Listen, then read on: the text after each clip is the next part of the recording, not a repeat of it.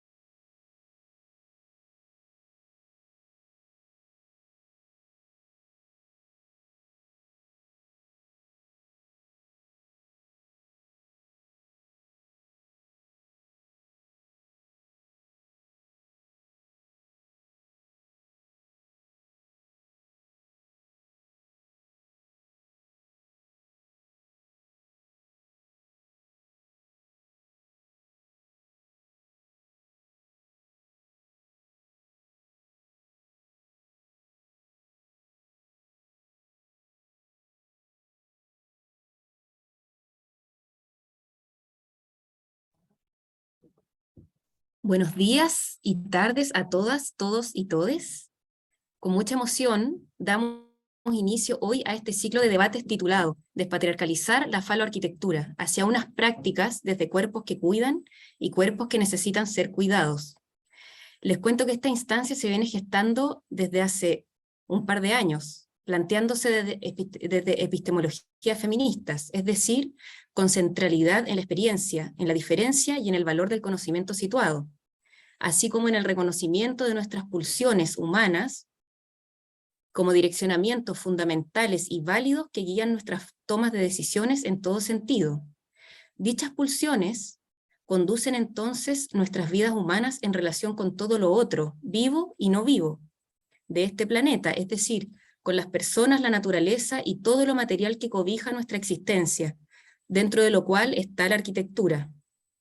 Para situar brevemente este ciclo en general, partimos de la base de que nuestro entorno social construido, psicoemocional, organizacional y un largo etcétera, es uno configurado desde y para cuerpos que no cuidan, pero que sin embargo sí necesitan ser cuidados, aunque aquello no esté explícito. Visualizando la arquitectura como envolventes materiales que configuran los espacios donde habitamos y nos desarrollamos, todas las personas, podemos entenderla también como la base de nuestro ser estar en el mundo, con toda la complejidad físicos, sino también nuestra psicoemocionalidad, nuestra sexualidad y nuestras prácticas sociales y simbólicas.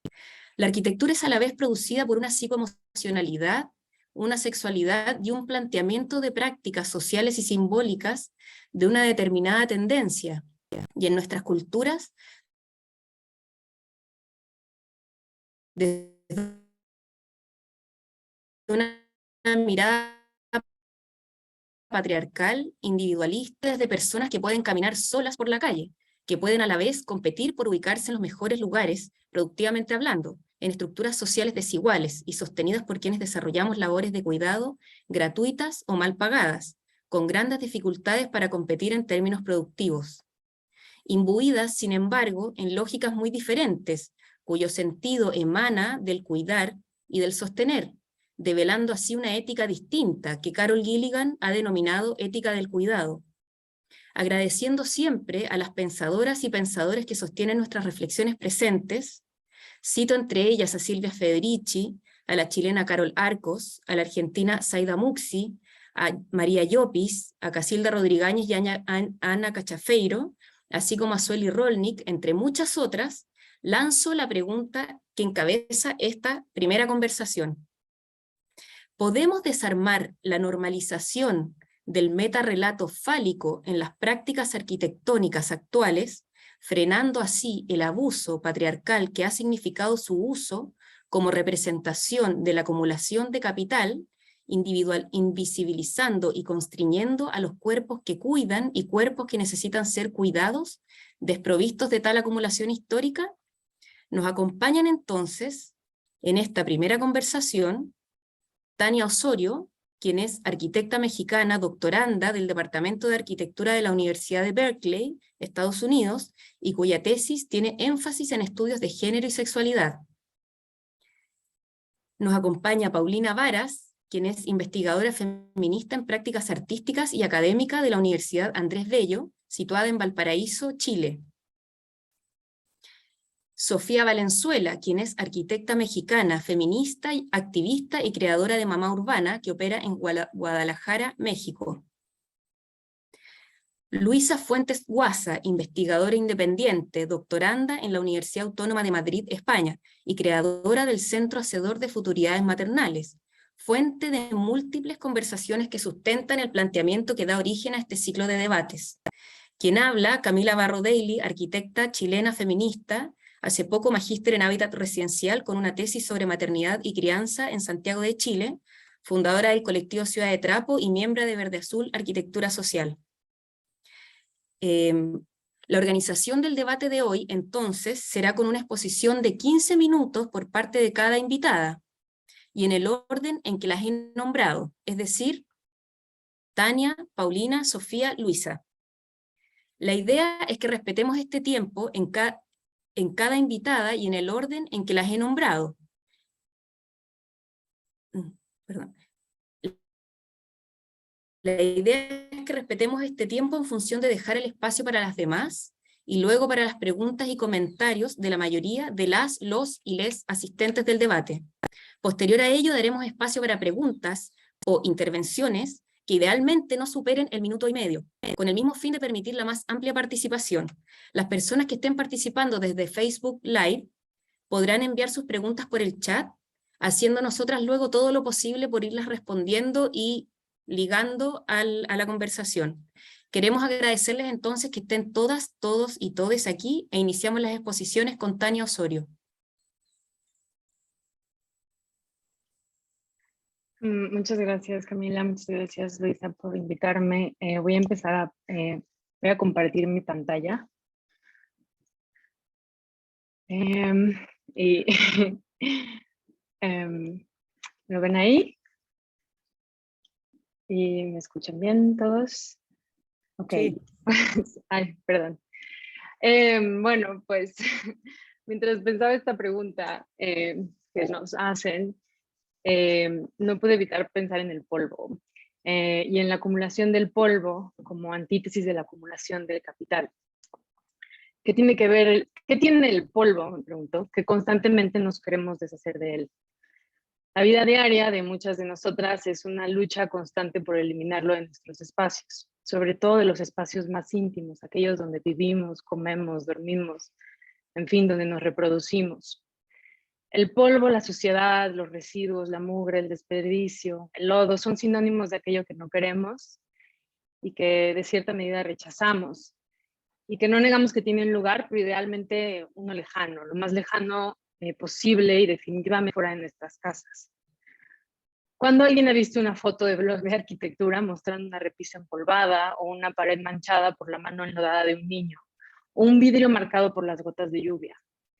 ¿Y desde cuándo la idealización de la arquitectura ha estado tan íntimamente ligada a la negación del polvo? El otro día veía esta película de 1958 de Jacques Tati que se llama Mon Oncle, y en ella Tati contrasta una visualización de la Francia moderna suburbana con una de la Francia tradicional urbana. Les quiero pasar un breve fragmento de una de estas escenas iniciales de la película que va a ayudar a explicar mi hipótesis.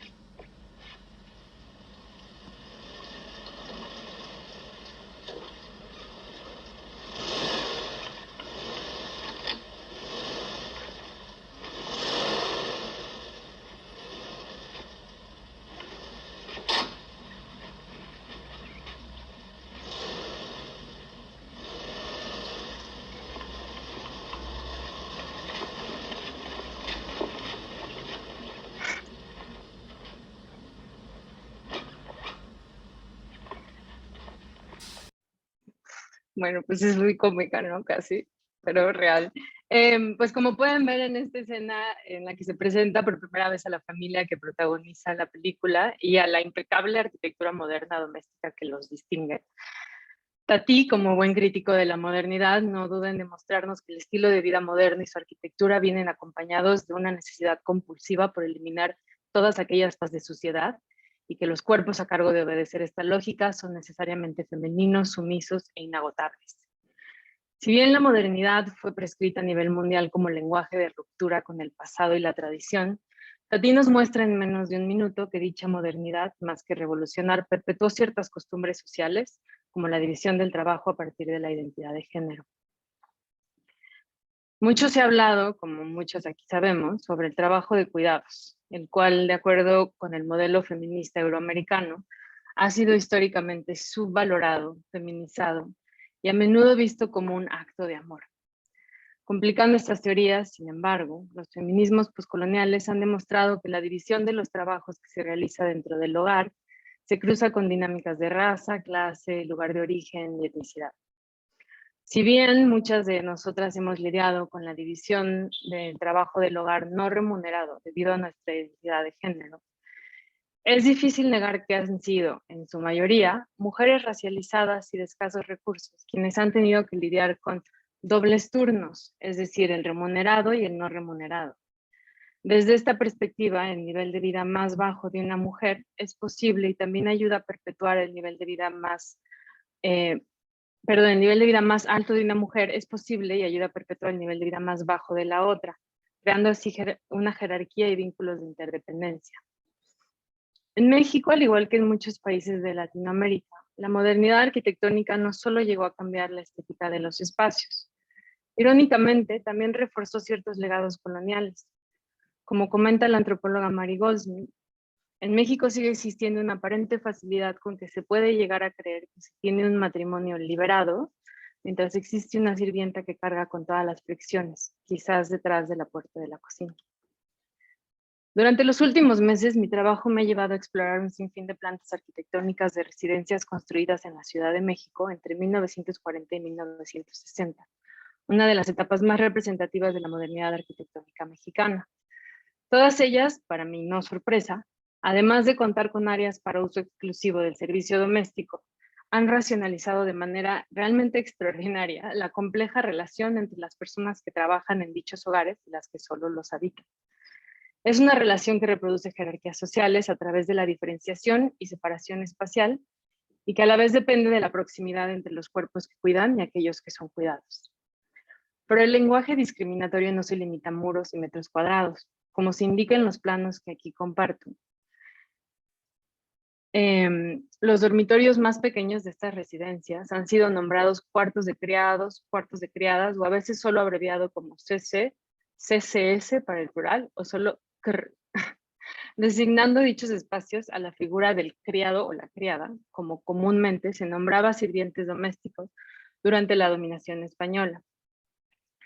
Al utilizar la palabra criado o criada, que se relaciona con el verbo criar o cría, estos planos reproducen normas de origen colonial que se aplicaban particularmente a mujeres jóvenes, solteras y de origen indígena.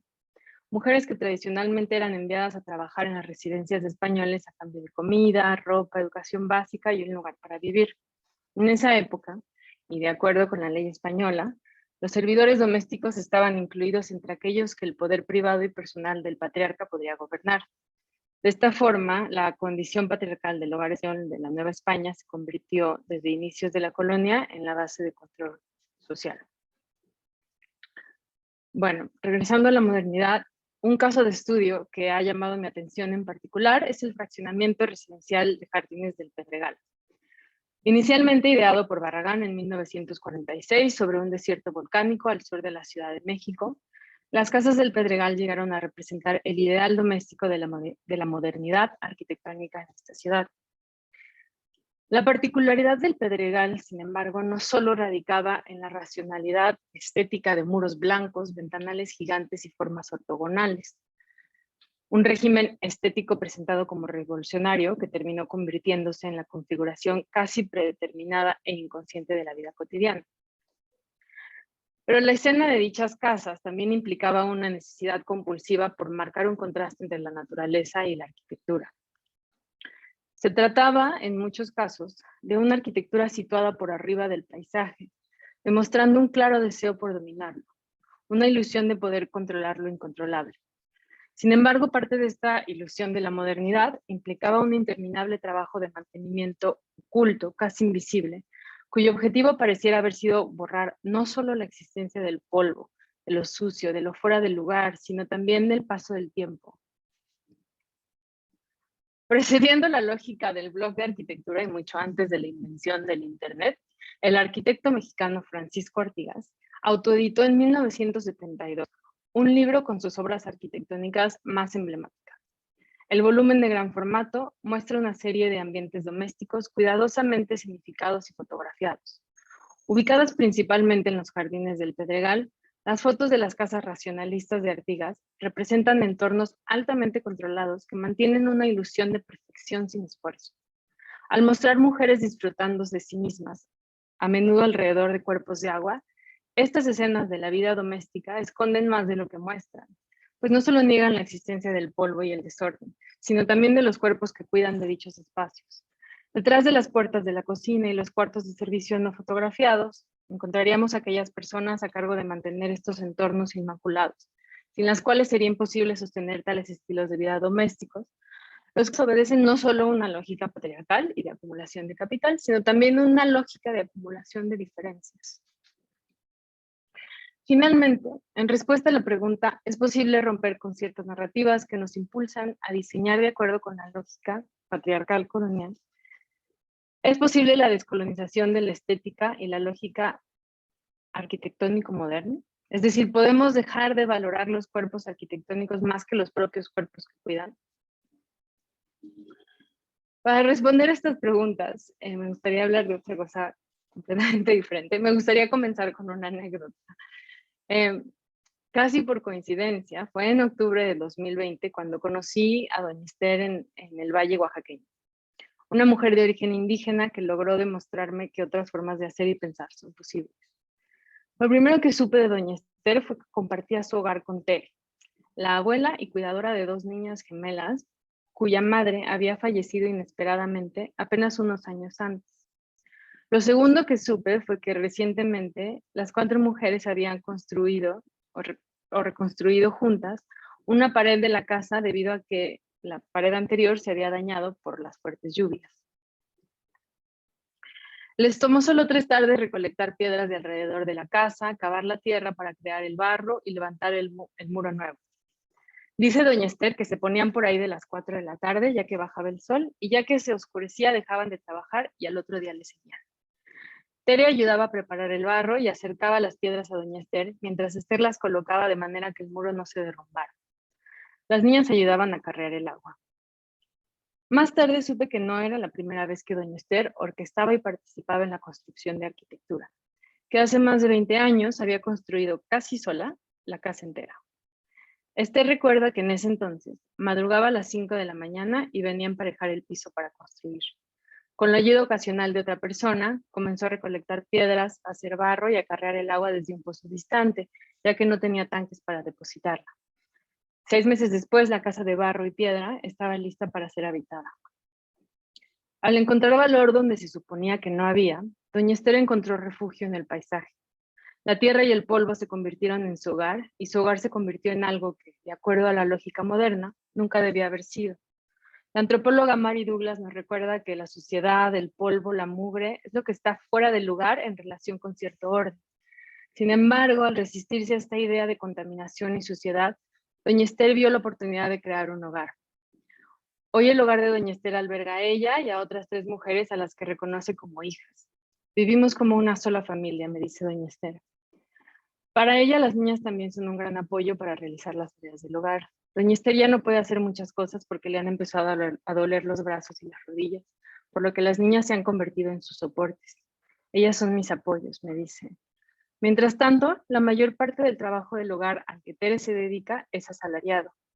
Ella, por lo tanto, generalmente lo hace fuera de casa y para otros.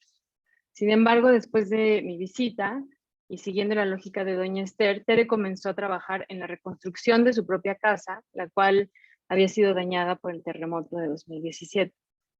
Ahora Tere ha aprendido de doña Esther lo que se necesita para crear o recrear un hogar a partir del paisaje que la rodea, renunciando a ideas aspiracionales de construir una casa con bloques de concreto o ladrillo como las de sus vecinos, generalmente financiadas con remesas.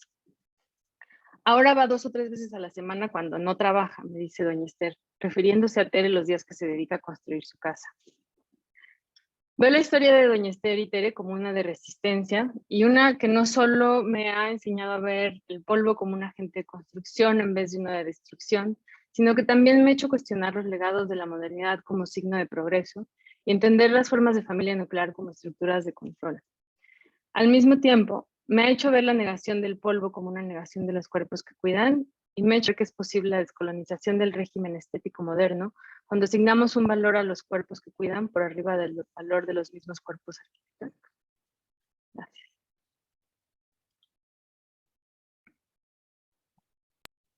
Muchísimas gracias, Tania. Bella tu presentación, muy interesante. Gracias. Muchas gracias. Damos el espacio ahora a Paulina Varas. Te escuchamos, Paulina. Atentas. Súper. Gracias, Camila. Voy a poner aquí para Gracias no a ti. perderme, porque no traje un texto. Voy a hablar y tengo muchas ganas de hablar sobre esto, entonces voy a también respetar el tiempo para que podamos conversar.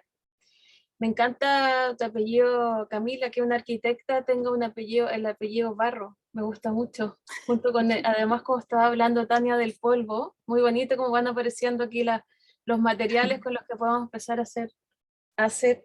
Muchas gracias por la invitación, Luisa y Camila. Yo como trabajadora de una facultad de arquitectura acá en Chile, el título en principio quiero decir que me asustaba un poco, porque me asustaba poner juntas dos palabras que son despatriarcalizar y faloarquitectura. Tal vez despatriarcalizar lo veía muy situado, lo hemos hablado más, pero eran dos conceptos que a mí al principio, más que asustar, a lo mejor es mucho asustar, pero sí como que se me vinieron así como intensos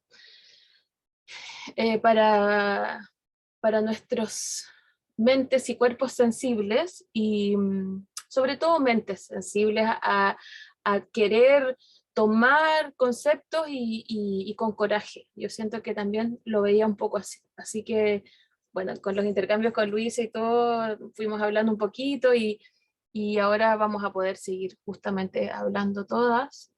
También voy a compartir mi pantalla, ya, pero no todavía. Bueno, agradecerles este momento. También pensaba donde yo estoy en este momento en una ciudad que se llama Viña del Mar, que es al lado de Valparaíso. O sea, son muy pequeñas las dos, son como una misma. Realmente para mí son una misma porque transito entre las dos. Y yo estaba pensando cómo nos íbamos a encontrar nosotras de distintos territorios, de distintas geografías, ¿dónde estoy? ¿Sí? Y pensaba, bueno, yo quería hoy día compartirles una experiencia pensaba desde un país que todavía sigue soñando. Ese sería como si tuviera que ponerle un título a esto, era como el país que todavía sigue, o el país que aún sueña, o el país que todavía sigue soñando. Ahora, al margen de nuestro debate sobre las fronteras, ¿no es cierto?, nacionales, no lo quiero decir así, sino que también como un territorio subjetivo, un territorio colectivo, ¿no?, que todavía sueña. Y como, ahora sí comparto mi pantalla, quería mostrarles que mi ciudad, ¿se ve bien? ¿Ven en la proyección? Sí. Mi ciudad, que es Viña del Mar, si se fijan, ahí tiene un subtítulo. Si esta es la municipalidad, o ayuntamiento, le dicen en España también, o en otros países, esta es la municipalidad de Viña del Mar, y le ponen como subtítulo municipio de cuidados. La alcaldesa, es una nueva alcaldesa que llegó hace un par de años, todavía no lleva 2 años, muy joven, tiene 30 años, ¿no es cierto? Y de los partidos de esta izquierda más joven relacionadas con el gobierno actual, ¿no es cierto? Y que de lo que se llama Frente Amplio, que sería toda esta agrupación, ¿no es cierto?, de distintos partidos. Y a mí por un lado, me parecía interesante que apareciera esta noción, este concepto, en una municipalidad que había sido además durante muchos años gobernada por la derecha, por una derecha muy ligada también a las Fuerzas Armadas, a la Armada en este caso, ¿no es cierto?, la Marina, porque estoy en territorio de la costa, ¿no es cierto?, y que se utilizara desde la institucionalidad esta cuestión. Y yo me preguntaba, bueno, qué fantástico, ¿cuáles van a ser, a qué nos referimos con esto? No solamente usar un nombre, que podría ser un nombre que suena bien, ¿no es cierto?, suena bonito. ¿Cómo se pone en práctica este municipio de cuidados? ¿Qué es lo que estamos entendiendo en Chile, además, en nuestro territorio, en nuestros lugares, por una organización pública enfocada en los cuidados? Y bueno, además con una tradición muy alta de parte de la institucionalidad de descuidos, ¿sí?, de descuidos en relación a las tramas sociales, sobre todo una ciudad, como se ve súper bien en esta foto, en la primera foto que aparece, hay un grupo, ¿no es cierto?, de personas con un policía en el centro, bueno, una foto un poco compleja, pero si se fijan atrás hay unos edificios altos.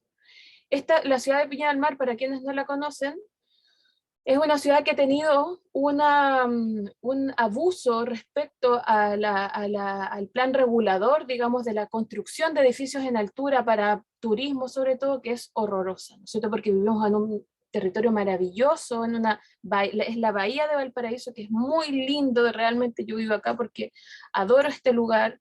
He criado acá, he vivido acá también desde muy pequeño, entonces es un lugar muy bonito, donde por supuesto también ha habido un tipo digamos, de abuso de construcciones en altura muy, muy complejos, ¿no? Muy abominables finalmente, son como casi, es monstruoso. Entonces, la pregunta que yo me hacía, más un poco más personal también, es decir, ¿cómo frente a esa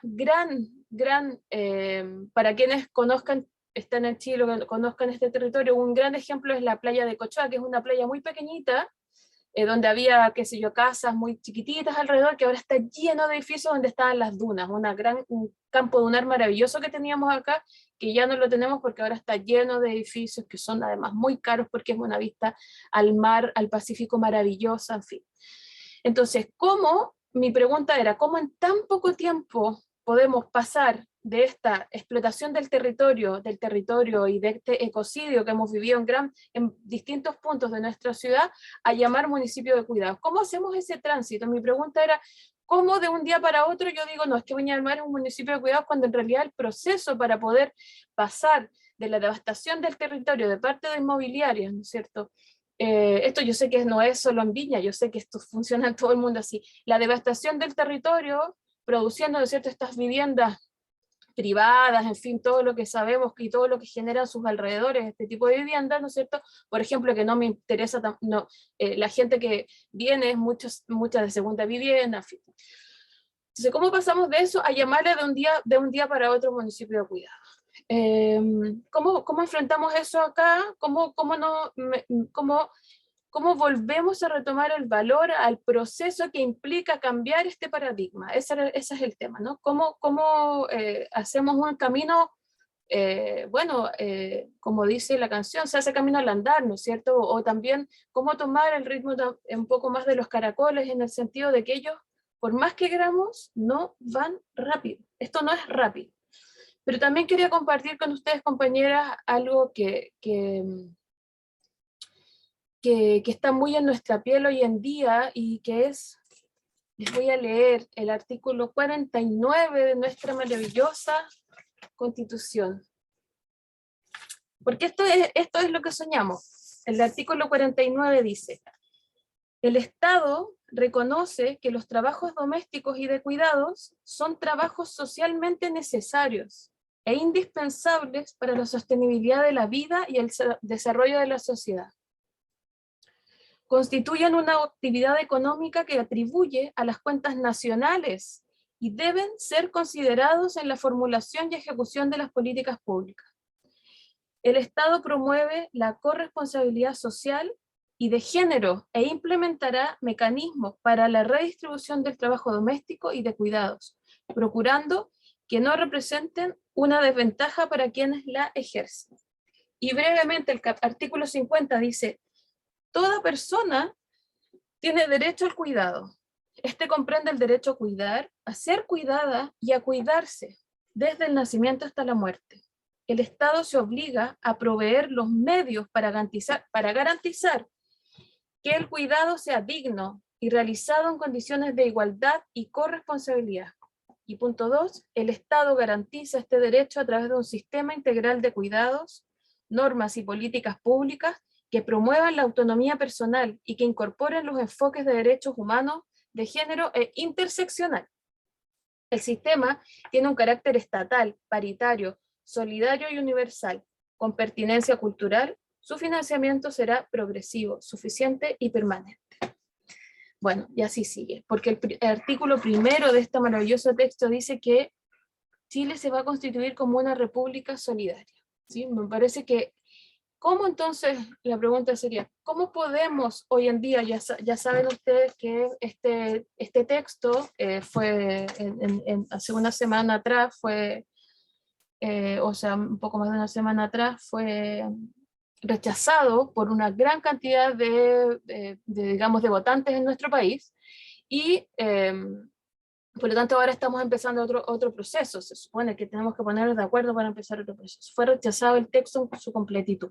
Entonces, ¿cómo podemos hoy día entonces pensar los cuidados en base a estas adversidades o contradicciones, ¿no es cierto? Es decir, ¿cómo hacemos un municipio de cuidados, o cómo implementamos políticas públicas en un país que, digamos, habita este tipo de contradicciones, ¿no es cierto? ¿Cómo podemos dejar que sea nada más que para mí todavía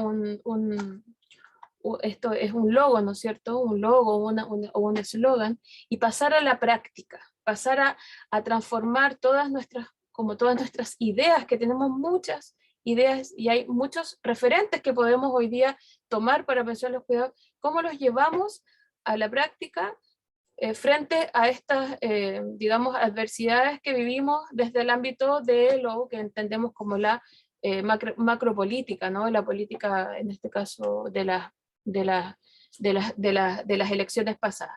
Por eso quería también aprovechar de mostrarles cómo se podía enfocar cuando yo hablo de lo práctico, ¿no? Cuando hablamos del día a día. Esta es una pequeña parte de la franja de la franja televisiva del apruebo, ¿no? Del apruebo para aprobar la nueva constitución, que está enfocada en el artículo, justamente el artículo 49. Disculpe que no la escuché. Casual. No, señorita, yo no trabajo. Gracias. Pero ¿por qué dijiste que no trabajabas, mi amor? Si usted trabaja duro y parejo, eso también es trabajo. Por eso tenemos que aprobar, Claudita. La nueva Constitución considera estas labores que hacen tantas mujeres y que deberán ser compartidas por los demás. Eso sí que estaría bueno. Y el Estado por fin va a garantizar nuestra seguridad social. ¿Sabe qué, mami? Tiene razón. Le voy a dar una oportunidad al cambio. Por nosotros. Por nosotros. Hola. Por nosotras. ¡Apruebo! Este 4 de septiembre, vota apruebo. Bueno, no es muy fácil ver esto.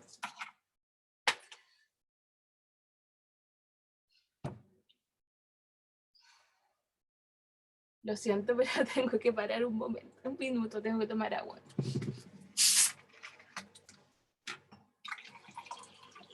Si quieren rellenar por mientras, porque...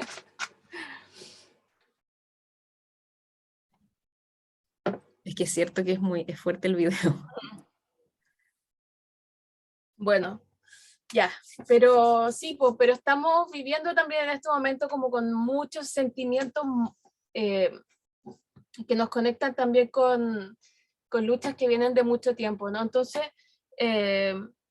cuando la Luisa nos comentaba, nos convocaba esta pregunta, también pensaba un poco, bueno, ¿qué hacemos? Porque tenemos a propósito de esta idea ¿no es cierto?, del capital, ¿no? De cómo no podemos acumular por estas condiciones. Bueno, en este sentido también, frente a este proceso que acabamos de vivir en Chile, social, subjetivo, colectivo, comunitario, donde donde apareció este texto que es tan potente, que está tan basado también en en lo práctico, ¿no es cierto?, en la cotidianidad, en la puesta en práctica de un pensamiento que venimos también, digamos, un legado que tenemos tan potente, ¿no? Entonces, cómo ir produciendo un tipo también de subjetividad colectiva dentro de nuestros espacios colectivos, como pueden ser las ciudades, ¿no es cierto?, nuestros lugares de vida, que también dé cuenta de estas dinámicas contradictorias de nuestras sociedades, ¿no? De estos momentos políticos que obviamente van afectando, van visibilizando escenarios que hemos vivido nosotras, como el que muestra el video, ¿no es cierto?, toda la vida, como niñas, como madres o cuidadoras, digamos, y pronto también vamos a necesitar ser cuidadas también. Cómo tomar fuerza, digamos, nuevamente de un momento de visibilidad, porque se fijan que ver algo como esto en la televisión chilena era muy disruptor también. ¿Cómo es que se va a valorar, o sea, cómo es que se va a valorar, ¿no es cierto?, cómo es que va a aparecer en la Constitución algo como eso que es tan cotidiano, que todos lo vivimos, por lo tanto, no necesariamente debería ser visible o tan importante? Bueno, ¿cómo entonces se fijan que la misma protagonista, digamos, la mujer que está cuidando, dice, ¿por qué vamos a valorar esto? ¿No? Esa pregunta que todavía está vigente, me parece, y ya se me fueron los 15 minutos, así que bueno, seguimos conversando. Gracias por escucharme. Muchas gracias, Paulina. por recordarnos además los acontecimientos nacionales recientes. Vamos a dar espacio ahora a Sofía Valenzuela para que pueda hacer su presentación. Sofía, ahí estás.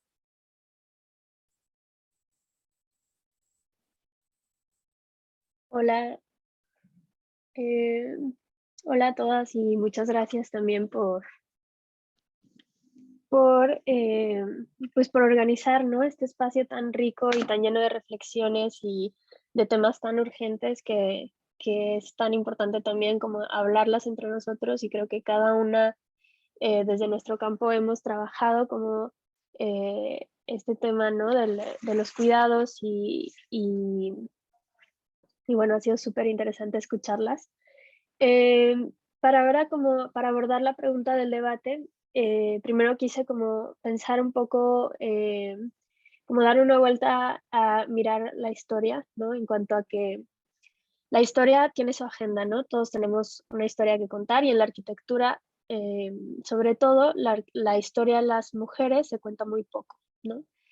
Existen proyectos como el de Un día una arquitecta, de Zaida Muchi, Inés Moisetti y un gran número de colaboradoras, en donde trajeron a remembranza el trabajo de mujeres en la arquitectura, ¿no? En tanto hay más referencias del trabajo de las mujeres en la historia de la arquitectura, pues podemos entender también lo activas que hemos estado siempre, solo que no somos parte de los libros, ni de los paneles, ni de los premios, ni los concursos, ni nada, ¿no?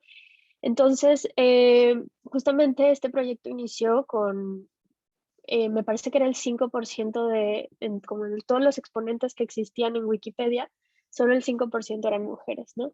Sin embargo, no es que fuera ese tal cual el número, sino que pues eran las que había un trabajo de investigación de sus biografías, ¿no? Entonces, pues ahora mismo se han incluido varias y bueno, ¿no? No significa que no hemos estado activas en el campo de la arquitectura, simplemente pues que no pasamos a la historia por el tema de todo el lugar que se nos ha dado, ¿no?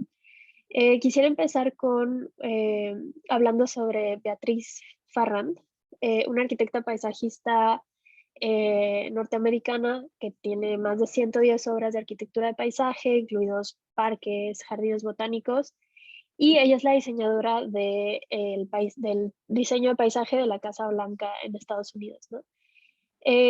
Justamente ella es una de las, pues sí, como principales arquitectas paisajistas, y hablo desde mi campo, ¿no? En donde ella decía que pues nuestra historia se redujo, pero no nuestra práctica, ¿no? Y así la huella de las arquitectas mujeres que han ido marcando esta práctica de forma silenciosa dentro de la arquitectura, es que, pues sí, ¿no? Hay muchas mujeres que han logrado entrar al campo de la arquitectura de paisaje más que en el campo de la arquitectura construida, ¿no? Porque justamente como el patriarcado era capaz de abrir estos espacios laborales como una profesión o un campo que se podía concebir como femenino, ¿no? Que era el diseño de los jardines y de los espacios públicos. Entonces, es así como en la arquitectura de paisaje, y digamos ya hablando un poco más desde la construcción de espacios de cuidados en los espacios públicos y los jardines, hubo más espacio para las mujeres, ¿no? Se podía asociar flores y jardines con las arquitectas de paisaje, mientras la arquitectura dura, fuerte, los edificios, los puentes, se dejaban para los varones, ¿no? O sea, como que sí, digamos que siempre hubo esta separación, ¿no? Y que también nos cuesta tanto, ¿no? Feminizar ciertas profesiones, ¿no? Como todavía hace 5 años, cuando yo hice mi maestría en España, me decían arquitecto, ¿no? Que era algo que mis profesores y compañeros jóvenes, ¿no? Que me llamaban arquitecto, y acá en México incluso mi abuelo ya me decía arquitecta, ¿no? Pero como que no, justamente las profesiones que tienen que ver con cuidados, como maestra, enfermera, nadie se ocuparía en decir que está mal dicho de forma femenina, pero las profesiones que son amenazantes para el patriarcado y a la vez para la faloarquitectura, pues deben permanecer en masculino, ¿no? Como arquitecto, ingeniero, doctor, ¿no? Y bueno, como ya para finalizar el tema de la historia y de cómo se ha ido construyendo esta noción de las arquitectas en la historia, en el libro de Mujeres, Casas y Ciudades de Saida Muchi, ella escribe una nueva historia en donde las ciudades y la arquitectura no se pudo haber concebido como tal, como la conocemos, sin la práctica de las mujeres y de algunos movimientos clave, ¿no?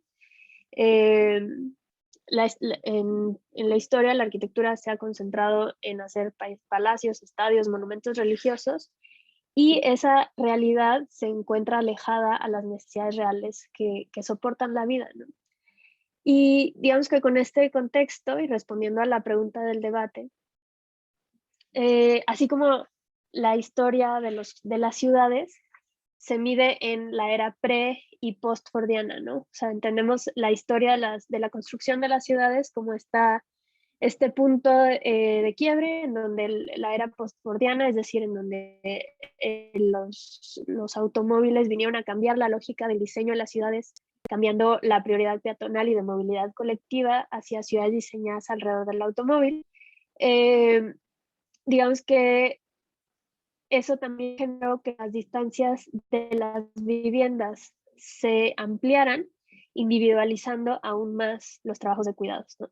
Y en esta organización social me gustaría pensar que, y de nuevo respondiendo a la pregunta del debate, me gustaría pensar que esta lógica para el diseño de las ciudades y de la propia arquitectura llega a un punto de que es la era post-pandémica, ¿no? Como digamos que justamente la pandemia vino también a dar un quiebre en la lógica y el diseño de las ciudades. Ahora voy a explicar por qué. Bueno, voy a compartir pantalla.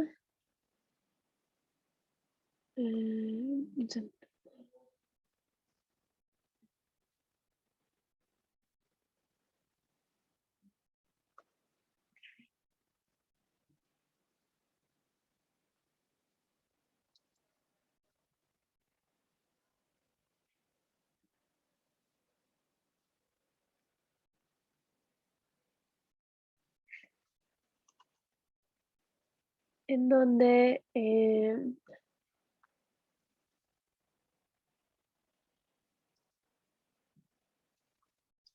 cuanto al diseño y el espacio público de nuestras ciudades, tenemos que los espacios para los cuidados, además de ser escasos y de mala calidad, digamos que no son suficientes para la cantidad de personas que viven en las ciudades, ¿no? Por ejemplo, aquí hablando de como el ideal de espacio público, una recomendación de ONU Habitat comparado con el espacio público por habitante que existe en Guadalajara, en la ciudad donde yo vivo, pues es una tercera parte, no menos.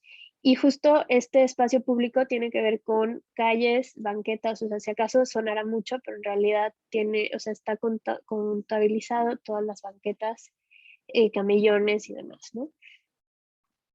Y ¿por qué hablamos de que la ciudad no nos cuida, ¿no? O un espacio donde no cabemos las personas que cuidamos, pues también porque, y también partiendo de que las mujeres somos las que más cuidamos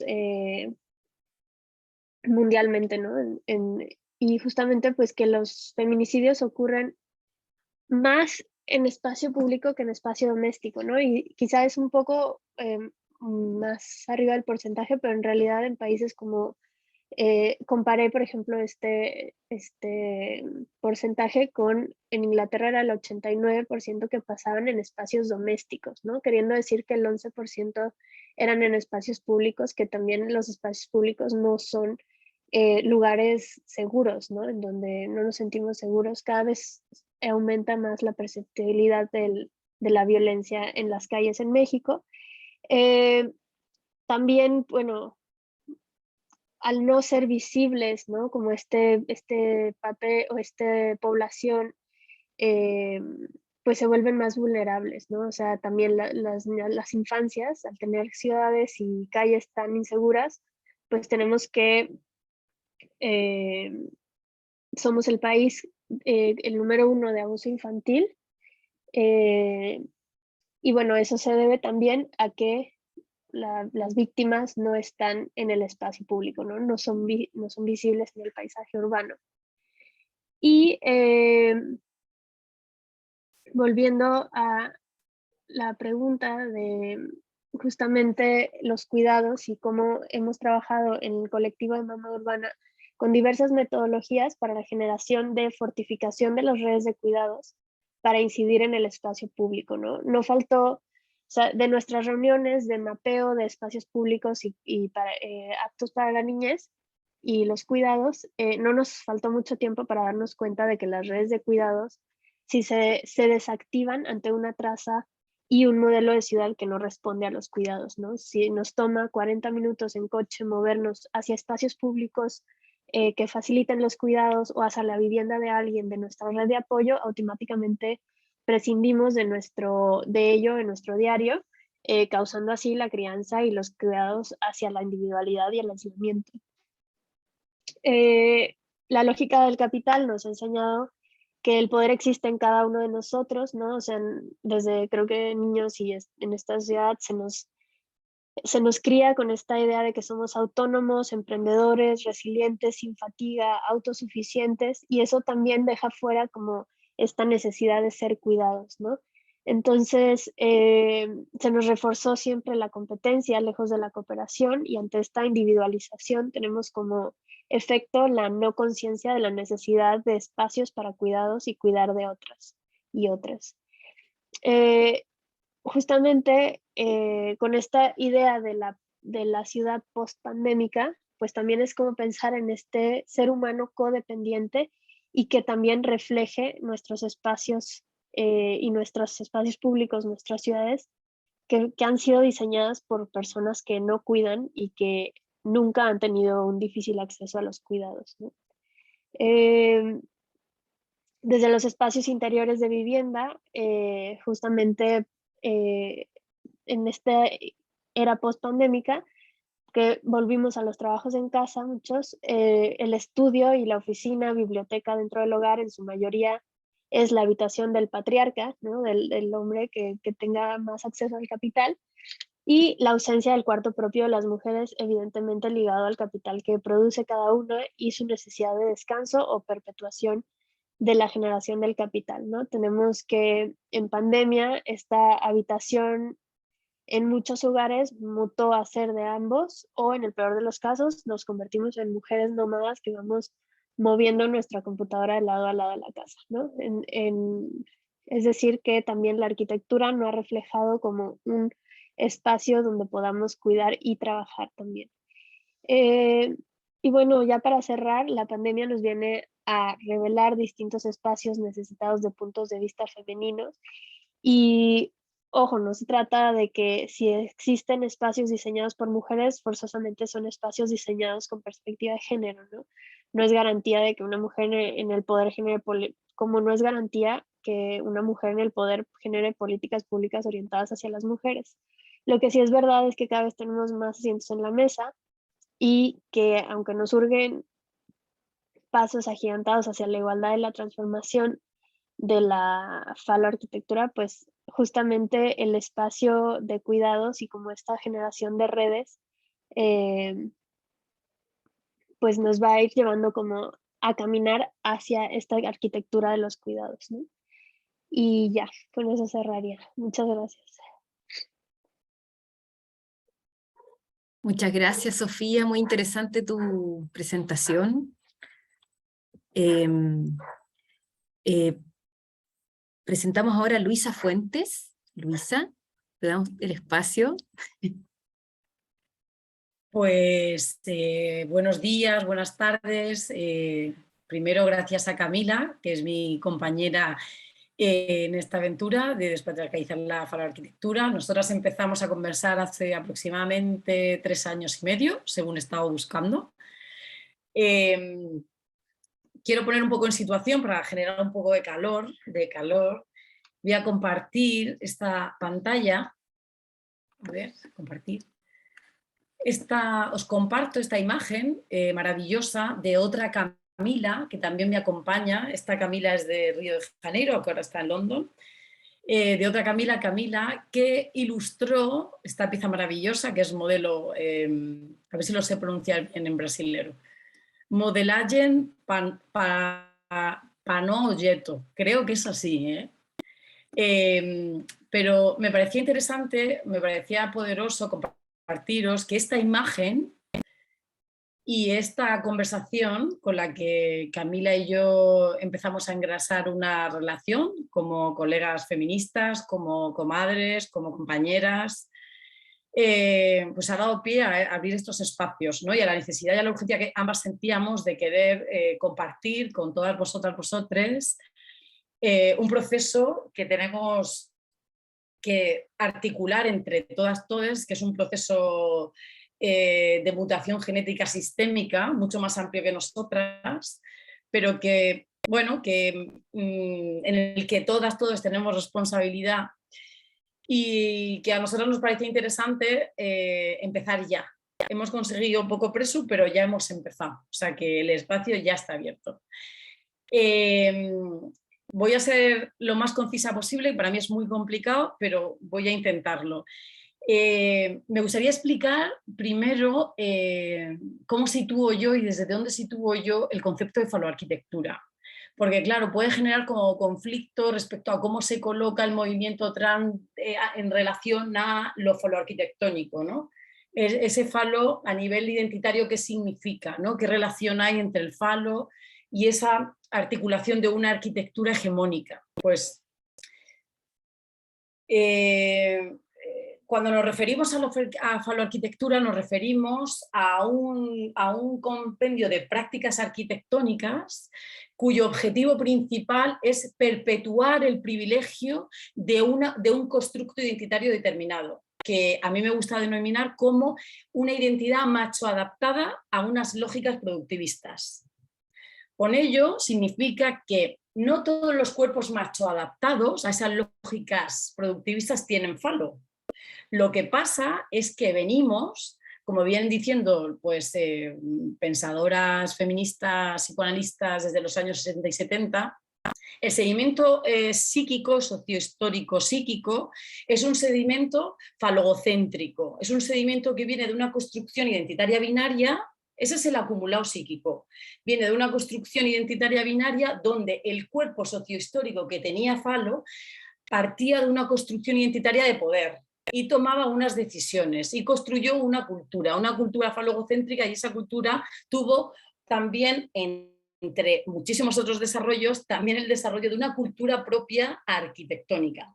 Entonces, para nosotras, no sé si se ajusta totalmente a lo que piensa Camila, pero es de muchas conversaciones que hemos tenido, para nosotros la faloarquitectura es aquella que representa un tipo de práctica arquitectónica donde el objetivo es perpetuar la situación de privilegio y la acumulación de capitales. El objetivo es perpetuar un sistema que está alimentado y nace del impulso de unos cuerpos con esta construcción identitaria, desde estas lógicas productivistas, negando todos los cuerpos que no se machoadapten a esas lógicas productivistas. Toda la diversidad de cuerpos que no estén en esas machológicas queda fuera, son expulsados.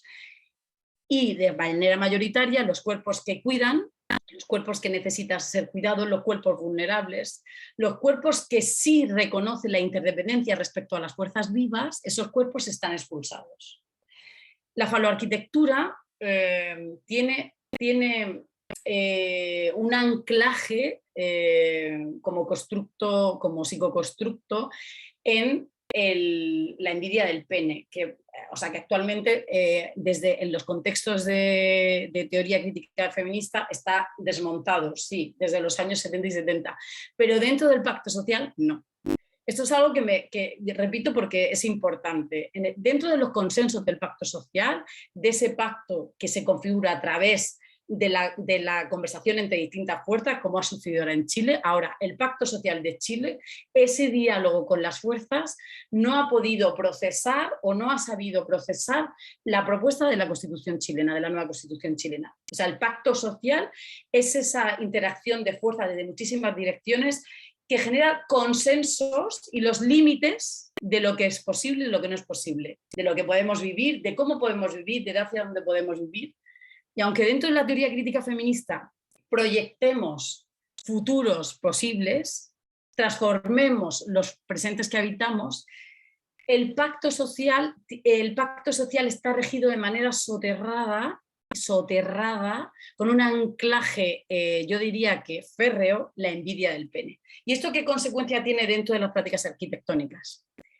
Pues la envidia del pene, así rápido, que todas lo conocéis, pero la envidia del pene así rápido la revisó una de las primeras psicoanalistas, que fue Karen Horney, que revisó ese psicoconstructo y le plantó cara a Freud, que a mí me gusta llamarlo como el falo-pater familias, falo blanco pater familias por antonomasia, o sea, es como el sancto sanctorum, es el origen del falo-pater familias, y además como Freud tenía como una admiración loca por toda la estructura del pater familias romano, de toda esa cultura occidental donde hay una estructura del pater familias que tiene poder sobre la vida y la muerte de todo lo que tiene a su alrededor, incluidos seres vivos, animales, inmuebles, y Freud bebe de esa estructura psíquica.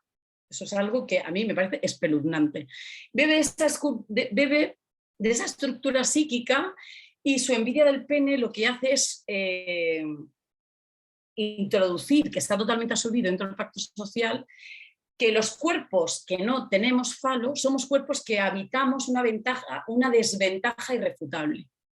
Somos cuerpos que nos vamos a pasar durante todo el desarrollo de nuestro proyecto vital o asunto vital propio en una carrera inconsciente por tener un falo dentro, coitocentrismo, o una criatura como metáfora del falo. Entonces, aquí hay una devaluación implícita respecto a los cuerpos menstruantes y los cuerpos con capacidad reproductiva, independientemente de su articulación identitaria. Estamos hablando de cuerpos menstruantes, cuerpos que tienen capacidad reproductiva y que se pueden situar dentro del espacio, se pueden situar desde cualquier articulación identitaria. Entonces, la envidia del pene también coloca algo que me parece a mí fundamental y que lo comentaba en un audio con Paulina, que le dije a Paulina gracias porque, como fue un disparador, habla que el desarrollo de la personalidad está sujeto a unas fuerzas inmutables, unas fuerzas que no mutan. El instinto sexual es una fuerza inmutable que no negocia con nada, que no está sujeta a nada, sino que es una fuerza inmutable, que se dispara y sucede. Esto, Karen Horney, esta discípula de él que le plantó cara, y por cierto, porque consiguió, estuve investigando su biografía, que consiguió dar clase en la New School, New School of Research, o Social Research, creo que es, bueno, porque este falo-pater familias, que es Freud, falo blanco pater familias, que el Freud le hizo a la pobre pensadora feminista la vida imposible, Karen Horney le plantó cara y le dijo, no. El desarrollo de la personalidad no está sujeto a fuerzas inmutables, no existe un instinto como una especie de cosificación de un instinto que sucede sin negociación con nada más, sino que ella planteó que la libido está sujeta a la negociación y a los procesos emocionales y a lo que ella llama la urgencia social.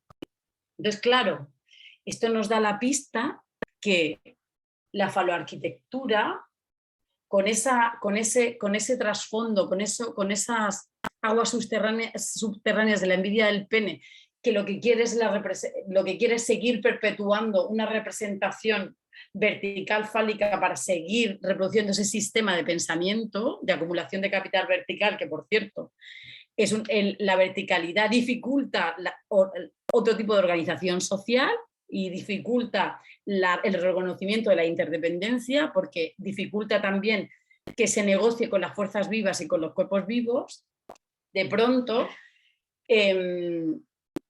Karen Horney, pensando desde Karen Horney las prácticas arquitectónicas, lo que nos damos cuenta es que la faloarquitectura es un intento, llega a pensar que es un intento de ficción de permanencia por cuerpos que viven en esa fantasía del no morir.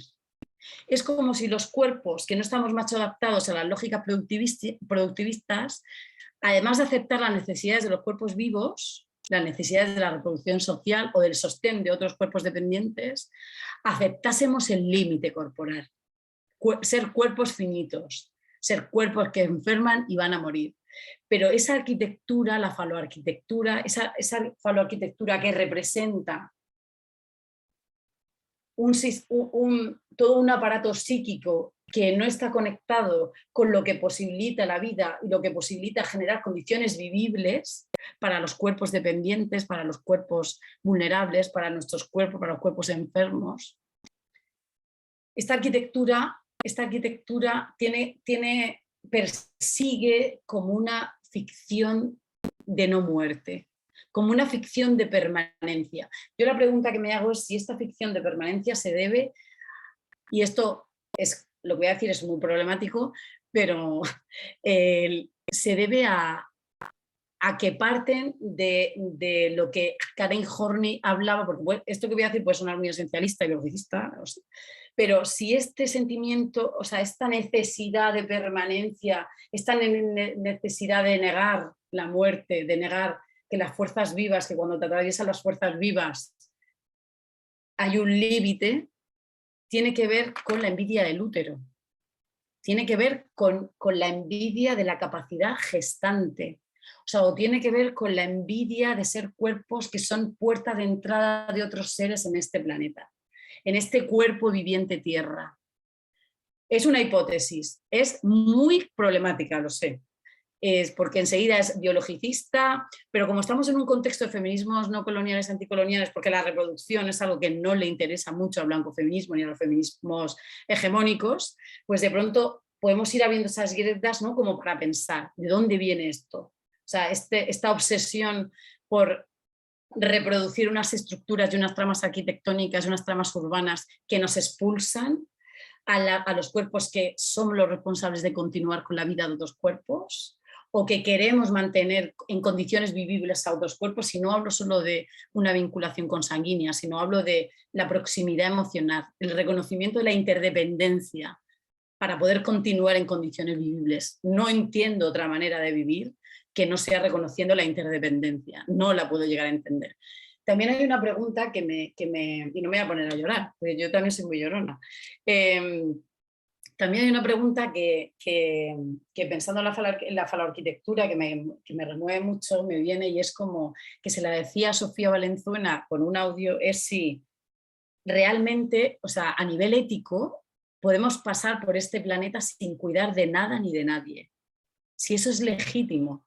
Porque en el constructo identitario macho adaptado a las lógicas productivistas, en ese constructo identitario que como consecuencia de la cultura lo falogocéntrica, de la estructura fálica, ese constructo identitario está reforzado, legitimado, proyectado no cuidar, externalizar, expropiar, explotar, secuestrar a otros cuerpos, que esto también es una normalización espeluznante. El secuestro normalizado de otros cuerpos que provienen de contextos en estados fallidos, con violencias desde muchas direcciones, que se ven obligados a migrar, y esos cuerpos son secuestrados para asumir dentro del primermundismo el trabajo de sostén de la vida de otros cuerpos. Ya llega la hora. Solo os dejo con esa pregunta. Si podemos pasar por este planeta, podemos estar en el cuerpo viviente tierra sin responsabilizarnos de nada vivo, y incorporo o sea, la gran Haraway, ¿no? Lo interespecie, o sea, tenemos que responsabilizarnos de los cuerpos vivos. La faloarquitectura no se responsabiliza de las fuerzas vivas, de los cuerpos vivos, de las necesidades de los cuerpos vivos. Es una práctica arquitectónica, son un compendio de prácticas arquitectónicas desconectadas de las necesidades y condiciones vivibles para que la vida pueda continuar. Y con esto me despido hasta dentro de un rato. Muchísimas gracias.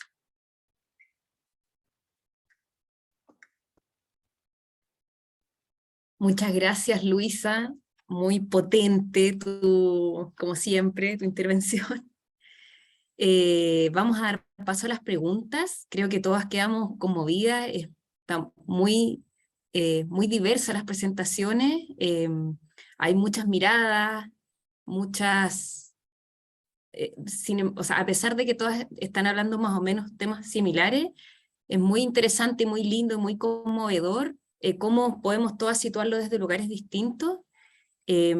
Vamos a abrir ahora las preguntas, comentarios. La idea es que puedan levantar la mano en Zoom. En paralelo vamos a recibir las preguntas de Facebook Live. Y les reitero que tratemos de no ser tan extensas para que podamos escucharnos todas. Eso, así que yo creo que la idea es que todas comentemos, si las Tania, Paulina, Luisa quieren también preguntarse entre ustedes o agregar cosas, me parece que está súper bien, no las vamos a dejar silenciadas en esta parte. No veo manitos aún.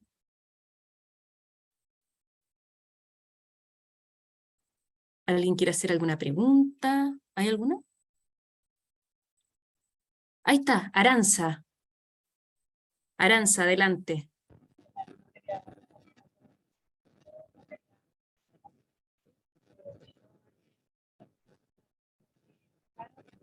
Aranza, no se te escucha mucho. No. A ver, a ver. ¿Me escucháis ahora mejor? Ahí mejor. Vale.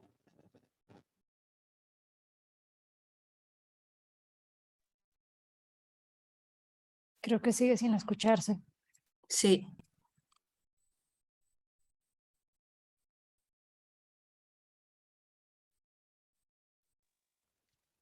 Pruebo ahora. ¿Ahora? ¿Ahora, compañera? ¿No? Sí. Vale, gracias.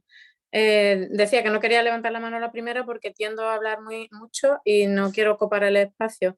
Estoy emocionada de estar aquí, me siento como en un MIT, en un Harvard, ¿no? En un super lab aquí de... Yo no sé cómo he aterrizado aquí, en esta... ¿no? El Harvard y el MIT como metáfora de lo que el capital, el valor que yo le pondría, ¿no? Materialmente a este seminario. Muchas gracias por facilitarlo. Venía escuchándoos con el vídeo apagado, paseando a mi perro, hasta aquí preguntándome si tenía sentido andar cuidando de ese perro, ¿no? Perdón. Y justo el mensaje último de Luisa, como siempre, como casi todo lo que hacen, me llega muy potente, ¿no? Venía cruzando el puente de la Barqueta, que está hecho por un arquitecto valenciano, creo, ¿no? Frente a la Torre de los Perdigones, estoy en Sevilla, Andalucía, otro sur global, viendo torres y viendo la Torre Pelli, que es una construcción inmensísima. A ver si pudiera enseñárosla, aunque no sé si la tenéis en mente, pero... en una ciudad que es todo, voy a intentar darle la vuelta a esto, bueno, sí, que es todo río, que es todo agua y demás. Ahí la Torre Pelli, monumento de un banco, ¿no? Rompió completamente el paisaje horizontal de la ciudad. Quería honrar también el cuidado de mi madre, que me ha preparado un sitio aquí pequeñito para poder escuchar y seguiros. Y me preguntaba sobre todo, claro, la pregunta es cómo todas las interesantísimas y súper estimulantes propuestas que habéis hecho, para mí van resolviendo, ¿no? Esa pregunta, la van contestando, es posible desde la articulación del discurso, es posible desde la academia, de lo que estáis haciendo. Tendrá que ser posible también de que nos apropiemos de los medios que están por ahí disponibles. Estoy pensando en la primera intervención en todos los organismos, instituciones, fondos, consorcios, todo el dinero europeo que se está yendo ahora a construcciones sostenibles y demás, ¿no? En las que se vuelve a pensar en la bioarquitectura, en las construcciones eco, ahora no me saldrá el nombre, pero bueno, con paja, ¿no? Toda esta parte, es que no soy arquitecta, vengo del mundo de las humanidades. Y cómo no está introducido este discurso todavía, ¿no? Entonces, ¿cómo podemos crear red para que estemos localizadas unas y otras, y en el momento que surjan oportunidades de participar en donde estén esos fondos, donde esté esa capacidad de agencia, traer esta mirada, ¿no? Me parece que podría ser también una solución. Estoy hilando poco, estoy cansada y no voy a seguir por no copar más. Si después hubiera espacio y tengo alguna cosa, lo retomo. Muchísimas gracias. Muchas gracias, Aranza. Alejandra Díaz. Sí, gracias. Hola a todas. Primero quiero agradecerles a todas las ponentes por las exposiciones. Me quedo pensando muchísimas cosas que obviamente por tiempos no puedo plantear ni ponerlas en la mesa. Los espacios son algo que a mí también en lo particular me han interesado mucho. Y quiero abrir una pregunta que me he venido haciendo para todas. Me he venido haciendo esta pregunta de, bueno, primero escuchándolas pensaba, bueno, la pregunta es, ¿cómo podemos construir de otro modo? ¿No? Estamos haciendo visibles ciertas problemáticas, pero bueno, la pregunta primero que abro para la reflexión es cómo construir de otro modo, ¿no? Casi a la manera de Doña Esther, como comentaba Tania, que muchísimas gracias, Tania, por la exposición, me voló la cabeza, cómo empiezas y cómo vas planteando ese uso, ¿no? Ese uso y esa relación que tenemos con los espacios, no muy a la manera como de Marco Gay cuando dice, bueno, entendemos los espacios a partir de los usos, momentos y funciones. Me voló la cabeza cómo lo fuiste exponiendo. Entonces pensaba justo cómo construir de otro modo, casi a manera de Doña Esther. Y una pregunta constante, ¿cómo desgenerizar los espacios? Porque estamos viendo que esa atraviesa constantemente y ese es un problema estructural, ¿no? O sea, ¿cómo desgenerizar los espacios? Hemos hablado constantemente del tema de la seguridad en espacios públicos, pero es que los hogares también falta seguridad dentro de los espacios privados, ¿no? Y es algo que a mí me interesa mucho y es algo que la propia pandemia dejó ver, ¿no? Ya no solo la discusión en torno a la poca seguridad o la nula seguridad que hay en espacios públicos, sino qué pasa con los espacios privados, ¿no?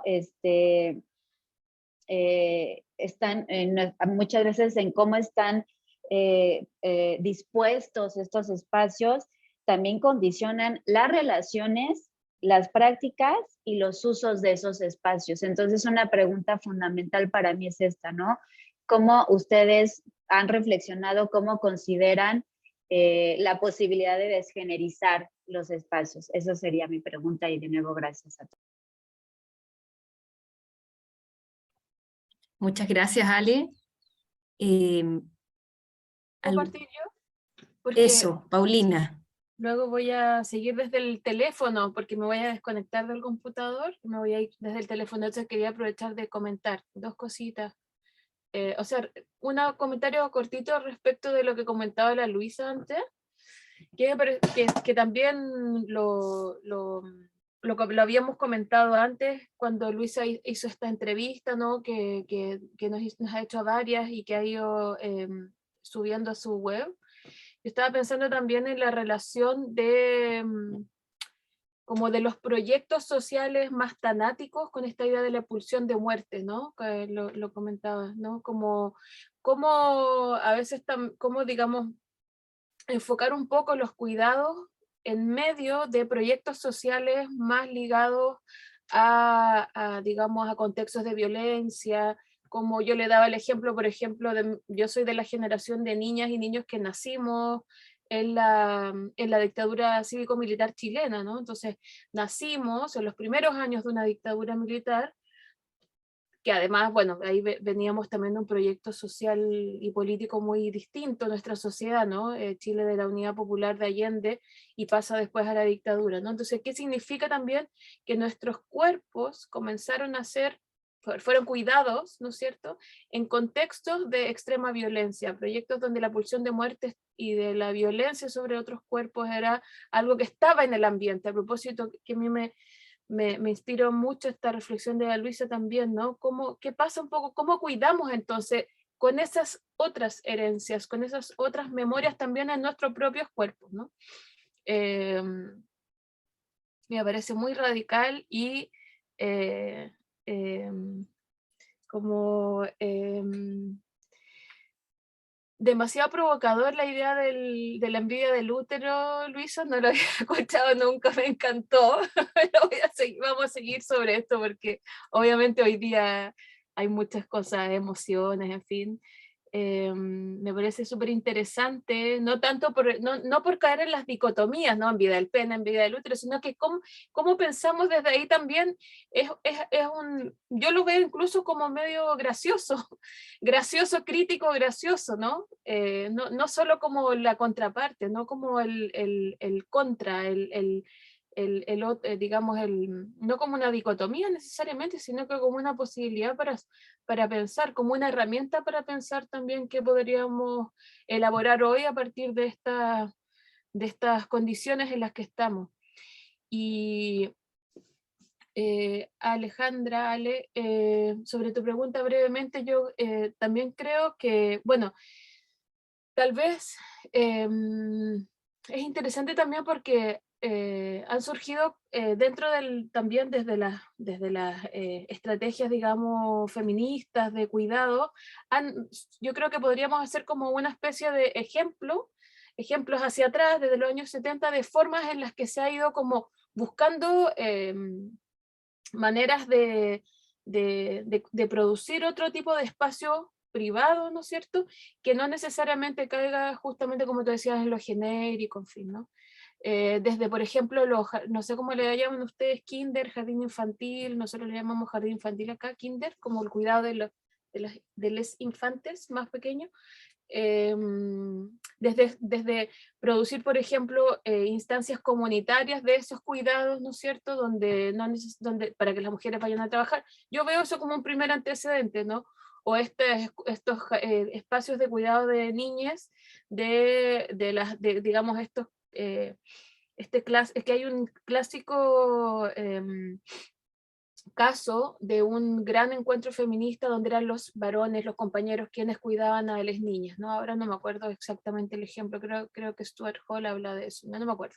Pero bueno, como que ha habido como una serie de ensayos y es curioso también porque si bien yo creo que tenemos una genealogía para pensar esta degenerización de los espacios, incluso si los pensamos en nuestros mismos espacios, digamos, países y la relación, por ejemplo, con los cuidados, que yo no conozco en detalle, pero sí en las comunidades indígenas, ¿no es cierto?, donde funcionan otras lógicas que a nosotras nos pueden dejar la cabeza dada vuelta, en el sentido de que uno diría, claro, a veces se chocan con nuestra idea de cuidado occidental, ¿no es cierto?, blanco mestiza. Entonces, tenemos, yo creo, como una genealogía, una historia para pensarlo, pero yo insisto siempre en que la relación entre pensamiento y práctica tenemos mucha dificultad, ¿no? O sea, hay muchos libros, podemos pensar, podemos imaginar, pero la puesta en práctica, pues de ahí a que propuse este momento en el que estamos viviendo, ¿no es cierto? Ya está instalado en nuestro medio ambiente esta necesidad de valorar este tipo de los cuidados, ¿no es cierto? Y de valorar la producción incluso del espacio público en relación a los cuidados, pero no lo logramos poner en práctica en términos de políticas públicas. Pero yo creo que sí, como tú dices, sí, se puede ver como en experiencias aisladas, ¿sí? Entonces también yo creo que ver un poco eso, ¿no es cierto? Es decir, cómo la política pública no logra recoger, una vez más, junto con miles de otros ejemplos, ¿no es cierto?, no logra recoger lo que está ya en el ambiente, y de lo cual podríamos, ¿no es cierto?, argumentar mucho. Entonces, bueno, creo que el desafío es ese, ¿no? ¿En qué medida también podemos hacer una relación más directa entre lo que pensamos en todos los recursos que tenemos para ello y la puesta en práctica en nuestra cotidianidad? Bueno, Eso para no extenderme más.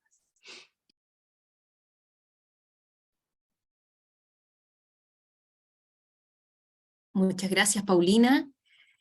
Sin duda el tema de la puesta en práctica es muy complejo porque acarrea ahí la lucha de poder que está incluso, bueno, obviamente muy enraizado en las parejas heterosexuales.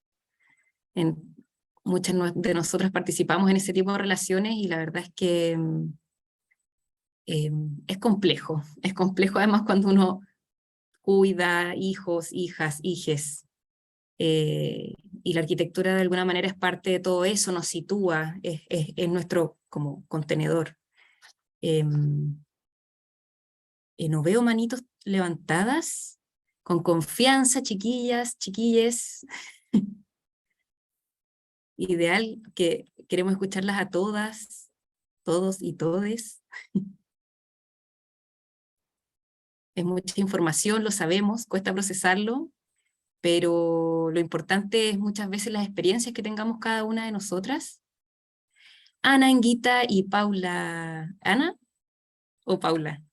Hola, sí, soy Paula. Paula. ¿Me oye bien? Sí. Bienvenida. Vale. Ana está aquí con el peque que, bueno, está reclamando su parte de cuidados.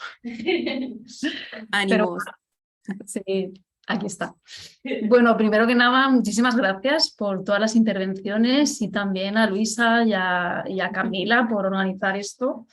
Claro, las preguntas son como muy complejas, ¿no? Tienen como un trasfondo súper bestia que cada vez que se leen también se van yendo a otras capas. Pero bueno, yo así como de todo lo que se ha ido explicando, hay una cosa, bueno, que me ha llamado la atención, que es el título este que ponía Barragán a su complejo, ¿no? Que diseñaba que era el lugar ideal para vivir. Y eso es muy falocéntrico, porque en realidad es como lo ideal es un delirio absolutamente, como no existe, al final todo está en conflicto, todo está en una negociación.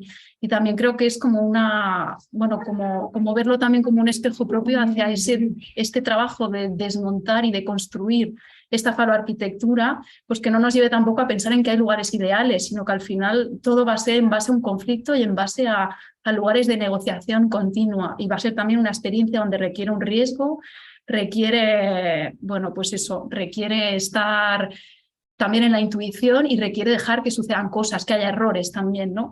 En todo el tema claro, que comentaba Paulina, de esa ciudad cuidada, cuidadora, que sabemos que es un leitmotiv que está ahora, ¿no? Esos colores de la ONU, de los ODS, esa bandera a la que los municipios a todos los estratos se están sumando, y está siendo una estética política maravillosa, pero que al final es una forma de limpiar, porque luego están, claro, los planes urbanísticos que regulan realmente cómo puede ser esa ciudad, y luchar contra eso, que es pasar de este ideal, de esta teorización que estamos haciendo aquí a la práctica, requiere un trabajo macho bestial, ¿no? Que es como ir en contra de esa normativa, ir en contra de esas alegaciones, toda esa burocratización que está hecha.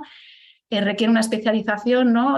Absolutamente la administración es súper excluyente, entonces requiere como un esfuerzo enorme que no está solo en la teoría, sino está en llevar toda esa práctica a unos tiempos que son machológicos, que son absolutamente, no tienen nada que ver con los cuidados, tienen que ver con unos tiempos súper exigentes, con una normativa que nos destroza en realidad, que no nos permite participar. Entonces hay también, para que dentro del urbanismo se puedan cambiar todas estas prácticas arquitectónicas que son capitalistas y que lo único que hacen tienen una intención, pues eso, de acumulación de capital y productivista, se necesita que todos estos planes pueden abrirse y que haya pues muchísima más participación, y ahí es donde puede entrar ese cuerpo genérico, porque todo lo que no se ve en la ciudad no es porque no exista, es porque no puede estar, ¿no? Es como el que no está andando con la silla de ruedas, no es que no haya personas sin silla de ruedas, es que están en su casa porque el propio medio no lo permite.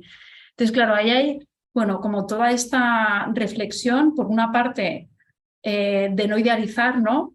Tanto desde la faloarquitectura o desde lo que hemos conocido hasta ahora, que se nos vende como algo ideal, ¿no? Como desde nuestra práctica, y después están los medios, ¿no? O sea, lo que ha pasado en Chile es algo tremendamente triste, ¿no? Con toda la lucha y toda esa constitución que se ha hecho, y es porque en realidad hay unos medios que copan el discurso. Entonces, espacios como este son súper necesarios, también cómo ampliarlos y cómo hacerlos llegar a un público más amplio. Pero bueno, me quedo con esto. Muchísimas gracias. No tengo tampoco ninguna pregunta, simplemente quería como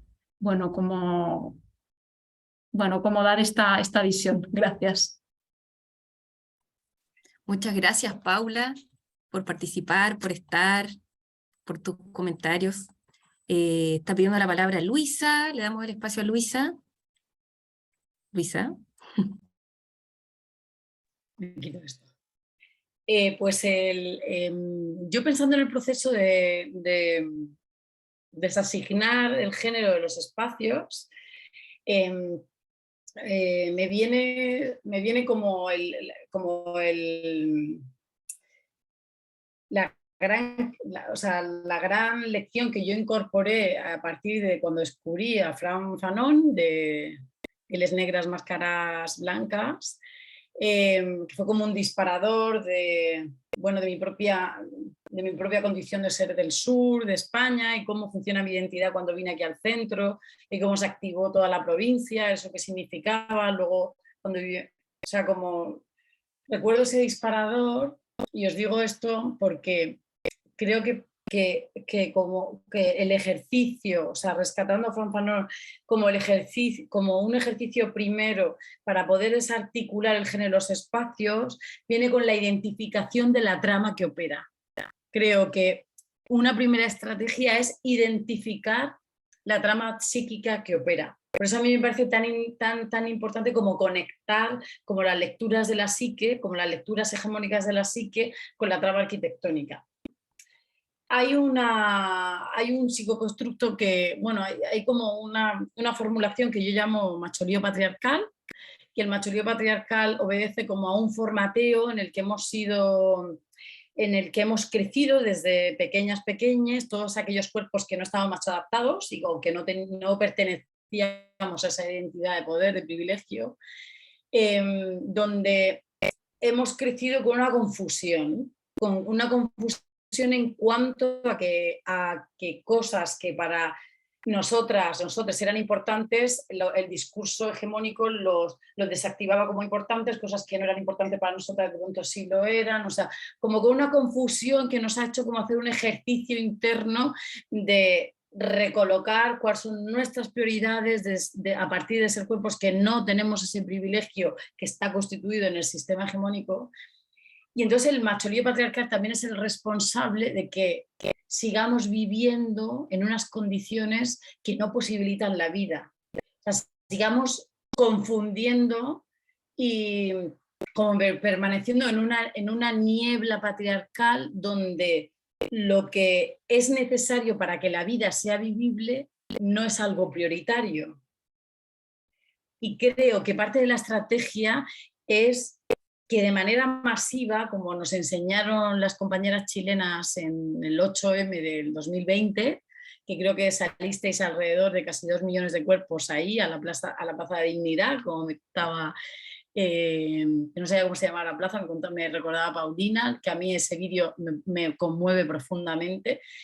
De pronto, y que yo creo que ese vídeo para mí ese vídeo como que me ilustró que había una mutación genética sistémica de la que formábamos todos parte y que eso era imparable y que no lo van a parar.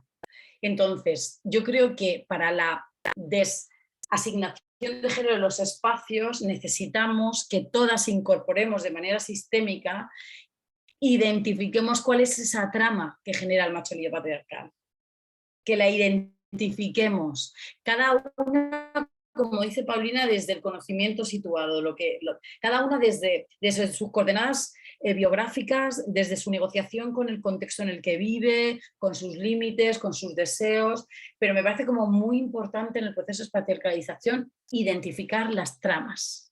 Aunque luego esté todo sujeto a toda una armadura de macho burocratización, porque os digo, este sistema está pertrechado y está cincelado y está esculpido para que se siga manteniendo el poder en una determinada estructura. O sea,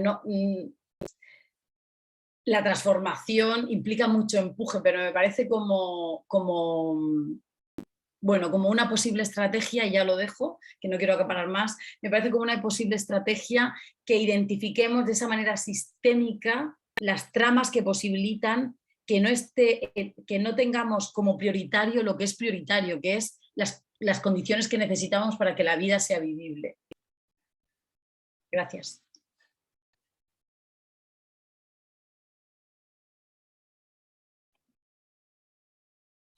Muchas gracias, Luisa.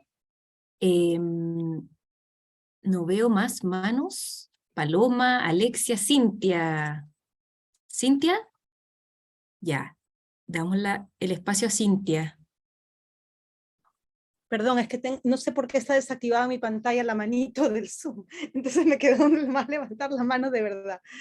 Bueno, yo desde que, retomando esto, ¿cómo hacemos para hacer prioritario lo que es prioritario? Entonces, conectando con la pregunta sobre la idea del municipio de cuidado, ¿no? Y que constantemente, mientras que la escuchaba, quería empezar a que digamos respuestas, ¿no? A la pregunta, ¿cómo hacemos para que la idea del municipio de cuidado no sea solo un logo, ¿no? Entonces me preguntaba yo, ¿qué se hace entonces? Se hace un foro en el que diferentes personas dan ideas sobre cómo priorizar lo que es prioritario. O sea, por ejemplo, en qué sentido una ciudad puede dirigir presupuesto a, no sé, a estos jardines infantiles o como lo llamen en Chile, ¿no? O sea, a facilitar el cuidado de las niñas para que las personas que cuidan puedan, además de cuidar esta otra cosa, digamos, empezar a distribuir cómo se van a organizar los fondos, el dinero, ¿no? de una ciudad o el dinero de un municipio. O sea, estoy pensando en cosas muy concretas. ¿Qué se puede hacer, ¿no? Entonces, ¿qué cosa es lo prioritario? Prioritario es asegurar la vida de quienes tenemos que cuidar, ¿no? ¿Qué más es prioritario? Asegurar la vida de, digamos, crear espacios vivibles. Entonces, ¿hacia dónde se dirigen esos fondos? ¿Qué construye este municipio a nivel de cosas muy locales para asegurar esparcimiento, para asegurar, ¿no? ¿Cómo ilumina los espacios para asegurar la seguridad? No sé, son cosas bien básicas que seguro ya todo el mundo las ha pensado, pero estoy tratando de pensar en cosas concretas. ¿Qué se hace entonces, ¿no? A nivel de municipio, por ejemplo, para conectar con la ponencia sobre el municipio, ¿no? Nada más.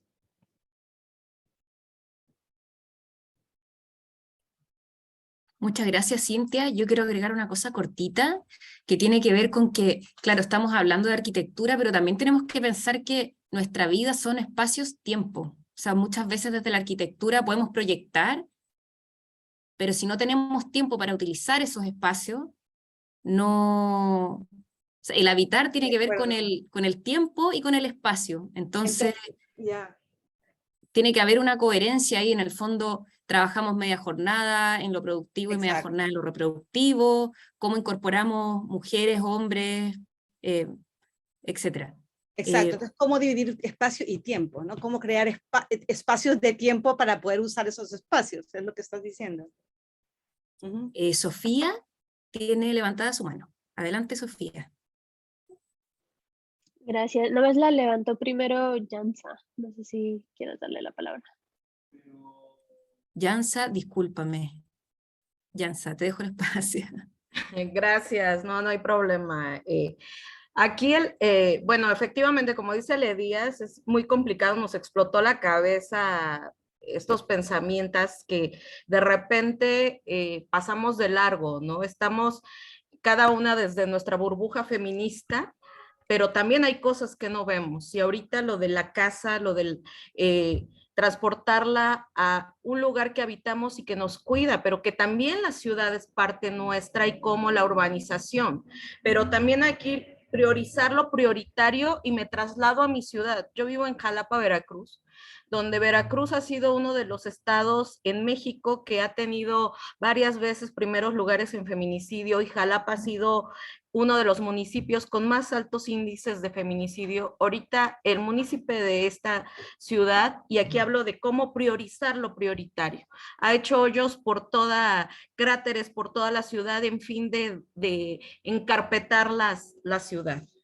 Pero entonces estas vías que se vuelven difíciles de transitar, no tan solo para personas con incapacidad de movilizar, que no se puede movilizar muy bien, sino también para nosotras las mujeres que trabajan en la noche o que salen noche de su trabajo, y caminar esas calles se vuelve también un caminar de guerra, de cuidados, y de por sí da miedo caminar en algunas calles, es miedo salir a nosotras a caminar. Ahora transitar por esas calles, más cuando si en algún trabajo les piden tacones, donde no está, donde están los hoyos, donde están las maquinarias, donde de repente, ojalá pudiera yo tomar fotos y mostrárselas, cómo priorizar y cómo ser escuchadas, de que también debe de haber ese pensamiento de cuidado hacia nosotras, que podemos ser jaladas, de que podemos ser víctimas también de feminicidio, donde no son seguras. Ese también, ahorita que las escucho, pues me hace enojarme también, pero también me hace el cómo exigir esos espacios seguros, también desde mi propia trinchera, ¿no? Y bueno, ahorita asimilar todo lo que ustedes han dicho, y las abrazo mucho, como efectivamente se decía antes, ojalá también de repente esos sentimientos y esas lágrimas, pues abrazarnos más. Gracias. Muchas gracias, Yansa, te abrazamos también. Dejamos a Sofía. Gracias, Camila. Pues anotando aquí como un poco los cabos que quedan de preguntas, quería nada más como, no sé, comentar sobre lo que decía Luisa de que sí es ético en este momento, como, o que sí va con nuestra forma de civilización o de andar, el tema de no cuidar, ¿no? Y me recordó mucho hace poco leí un libro de la sexta extinción, que justamente ella define la primera civilización cuando, o sea, más bien cuando inicia la civilización, y es que cuando encontraron no sé, en restos arqueológicos una pierna rota enyesada, ¿no? Y que era que pues en esta cuestión de manada, ¿no? De nómadas, de mamíferos andando, ¿no? Por el mundo, en cuanto uno de la manada se rompió una pierna, había que parar, había que cuidar y había que ir más despacio, ¿no? Entonces, esa es como de esta antropóloga su primera como definición de civilización, ¿no? A partir de los cuidados. Entonces me hace como muy potente eso, porque pues, si no nos cuidamos, estamos yendo, o sea, como, pues sí, como en contra de nuestra propia, no sé si especie, pues, pero sí como de nuestro propio instinto, ¿no? Del cuidar a los de nuestra propia manada, y como parar y esperar, y como es justo, ¿no? Como esta parte que nos diferencia quizá de otros mamíferos, ¿no? Que es como cuidarnos. Y sobre eso también quería contestar y comentar un poco de la pregunta de cómo desgenerizar los espacios públicos. Yo más bien, más que desgenerizar, pensaría en desjerarquizar los espacios públicos, ¿no? Porque creo también que, no sé, cuando llegamos a una ciudad que no conocemos, estamos en un callejón oscuro, ¿no? Pongámonos todas en esa situación, y vemos un niño, niña, niñe en la calle, en ese callejón, nos sentimos tranquilos, ¿no? Hacia partir de eso vemos a un anciano o anciana más tranquilos, ¿no? Y después si vemos a una mujer, más, ¿no? Pero ¿qué pasa si estamos en este mismo callejón oscuro de una ciudad que no conocemos, pero llega un hombre y automáticamente nos sentimos amenazadas, ¿no? Nos sentimos... y bueno, a lo que voy con esto es que en el nivel de espacios públicos incluyentes, siempre, si un espacio público está diseñado para la niñez y la vejez, automáticamente se vuelve incluyente para todo el resto de las poblaciones, ¿no? Entonces, más que como pensar solamente en el género, ¿no? O solamente como en estas jerarquías de quién es más, quién vale más, ¿no? Hay muchísimos programas de gobierno y eso pensando un poco en la pregunta de Cintia, ¿no? Como hacia dónde se puede dirigir el presupuesto público, cómo es que como ayuntamiento, como gobierno se puede abordar, ¿no? Como estos problemas.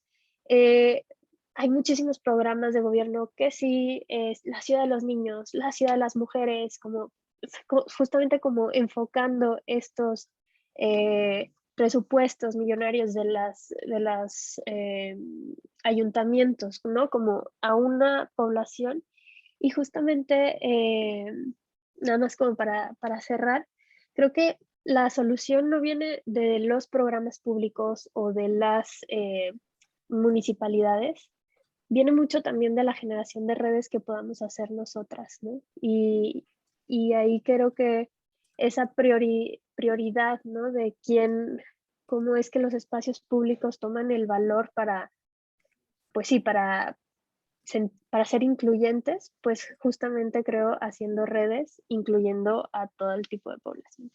Y ya, muchas gracias. Muchas gracias, Sofía. Paloma, te damos la palabra. Hola, encantada de estar acá. No quería hoy tomar la palabra porque estoy un poco pesimista y más tras la derrota de la Pro 4, que ha sido terrible. Pero a raíz de lo que decía Sofía, creo que gran parte de la estrategia para situar el cuidado tanto en ciudad como en escala doméstica es empezar a desjerarquizar, pero también a través de las esferas público-privado. Porque, bueno, por mi movida yo siempre he estado estudiando esos límites, sobre todo los espacios intersticiales, por su gran valor de cuidado comunitario. Y creo que son una gran acción que podemos realizar en todos los proyectos que podamos hacer de menor o mayor escala, que nos dan la oportunidad de meter la puntita en todas estas normativas que nos dejan, en todas estas desconexiones comunitarias que generan mucho rechazo a las ideas en pro del comunitarismo, de la lógica común. Entonces, siento que si vamos trabajando, como rompiendo mi propio pesimismo, si vamos trabajando mediante proyectos concretos, concisos, desde esta lógica honesta, donde situemos los cuidados en el centro del diseño arquitectónico, se van a generar rupturas con los límites público-privado que van a permitir que todas las personas, incluidas estas personas más vulnerables, como decía Sofía, que estaríamos ahí también hablando del derecho a la ciudad de las personas con menos accesibilidades, pues podemos generar una red que se acoja tanto en espacio-tiempo como en espacio arquitectónico. Creo que es, dentro de todo este pesimismo que es bastante generalizado, un horizonte al que mirar. Porque es verdad que si situamos la ruptura con la arquitectura falocentrista en los contextos que vivimos desde nuestras individualidades, es muy, muy complejo hacerle frente. Eso es. Muchas gracias, Paloma, por tu intervención. Nos queda tiempo todavía. ¿Alguna otra intervención? Pregunta, Alexia, Sofía. Alexia, te damos la palabra. Sí, estaba pensando si intervenir o no, porque yo también estoy un poco espesado, pero va, sí, voy a intervenir. Yo tenía dos comentarios sobre dos cosas que se han estado hablando ahora que son los que más me han removido. Uno es sobre la ética de los cuidados, que enlazaba Luisa. Si se puede pasar por la vida sin cuidar. Yo creo que sí, porque hay A pesar de que, como ha dicho Sofía, la civilización ha avanzado probablemente en el momento que hemos aprendido a cuidar a una persona, ese momento en el que aparece esa momia con la pierna enyesada, ahí ha habido un momento de evolución, nos han hecho creer que es más importante construir un puente que cuidar. Por eso socialmente están más admirados los ingenieros que las personas que cuidan. Y socialmente hemos tragado con ese discurso y lo hemos asumido. Por eso sí se puede pasar por la vida sin cuidar, si has construido un puente, porque socialmente estás más valorado y más aceptado. Porque ese discurso lo hemos asumido socialmente, es parte del contrato social, es parte de nuestro pacto social, que determinadas cosas sí son más valiosas, o sea, es el valor que se le da a las cosas. Por eso se puede pasar sin cuidar. O quizás porque a lo mejor pensar en que si construyes un puente estás cuidando, o no, a la gente. Y lo siguiente es sobre lo de desgeneralizar los espacios públicos. A mí esto de desgeneralizar a veces también me remueve un poco porque me lleva a esa falacia que tiene el urbanismo de que el espacio público es neutro, de que se puede crear espacio público neutro. Y no es verdad, el espacio público no es neutro. Las ciudades no son neutras. Y enlazando con lo que decía Yansa sobre caminar por la noche las mujeres, todas las políticas públicas de seguridad se han hecho desde la neutralidad, desde que todas las personas vivimos la ciudad igual. Y no es verdad. No se tiene en cuenta que las mujeres tenemos una percepción del miedo en el espacio público, de la seguridad, que es diferente a la que pueden tener los hombres. Entonces, hay veces que siento como que para desgeneralizar, a lo mejor hay que visibilizar cómo el espacio público interactuamos con los géneros. Primero hay que visibilizar para luego crear espacios que estén desgeneralizados. No sé si me explico. Creo que el problema es que seguimos trabajando desde esa neutralidad del espacio público que no existe. Entonces, antes de desgeneralizar, primero hay que visibilizar que no es verdad que el espacio público sea neutro. Y desde ahí trabajar en construir nuevas relaciones en el espacio público o nuevos espacios. Para mí eso es como el principio de tal. Para construir políticas de seguridad, por ejemplo, para que las mujeres puedan caminar por la noche, hay que visibilizar los miedos de las mujeres en el espacio público y las violencias que sufrimos las mujeres. Esa es. Ya está. Muchas gracias, Alexia, por tu comentario. Les cuento que nos quedan 5 minutos. No sé si Tania, Luisa, Sofía querrán cerrar con algún comentario final.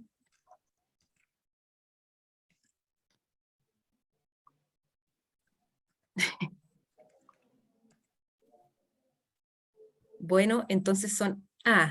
Luisa.